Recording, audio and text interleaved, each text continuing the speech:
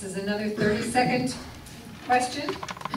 The question is, Ward 6 residents feel they are not receiving an equal share of the tax revenue. Do you believe this to be true? If so, how would you correct it? Mr. Mahatatsi. Well, I don't know whether that's true or not, but I'm sure willing to have an audit initiated so we can find out where the funds are going and if they're being distributed fairly. Not necessarily equally, but fairly. Thank you. Mr. Andrews. I do believe we've been shortchanged over the years, and there's really only one way to deal with that, and that is to get with the other city council members and drop a long-term plan for how to use the money.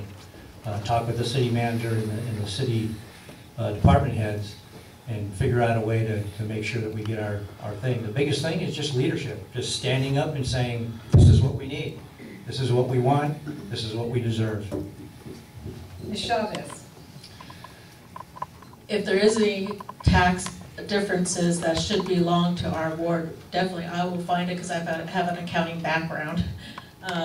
But I think right now is because Nancy Hart is retiring and there's no person in that place yet. And this is what's going to be a problem because here comes summer's coming up and we don't have anybody in that position to do programs and to do things to help our ward right now. So until somebody gets into that position to help our ward, then we can fight and get what we need for our ward, especially the monies. Mr. Perry. I hit on this earlier. The #1 complaint that I've been hearing, the street improvement, right behind it is we don't get enough attention paid on this side of town. That is a fact. And when I'm elected as a council member, I will work and build partnerships with other council members so we can make plans and get the money that's needed to make improvements on this side of town. It takes leadership. It takes somebody standing up and saying enough is enough. Partnerships have to be built. Collaborative partnerships need to be built. Effective leadership, proactive leadership needs to be demonstrated. Mr. Allen. Got it. You're going to take that one with you.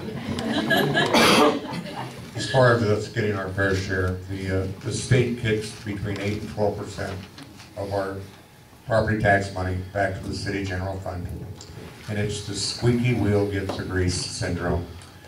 If we have projects that need to be completed here, like our senior center, we got the money to do it. You just need to have a council person that's willing to think outside the box and try to improve the area and talk to the other council members about it. Thank you. Mr. Santori. Well, we've been shortchanged on the water service. In my neighborhood, we still have 4-inch standpipes rather than a fire hydrant. There's a single outlet on it. The storm drains, our streets, the water's up to the curbs in some of our neighborhoods. As I'm out walking, there's still a lot of neighborhoods that we don't have sidewalks for the children to walk to school on, back and forth. We're shortchanged again with the sewer. We're shortchanged with electrical upgrades. And definitely, as I'm walking, the streets again, paving and repairs. Thank you.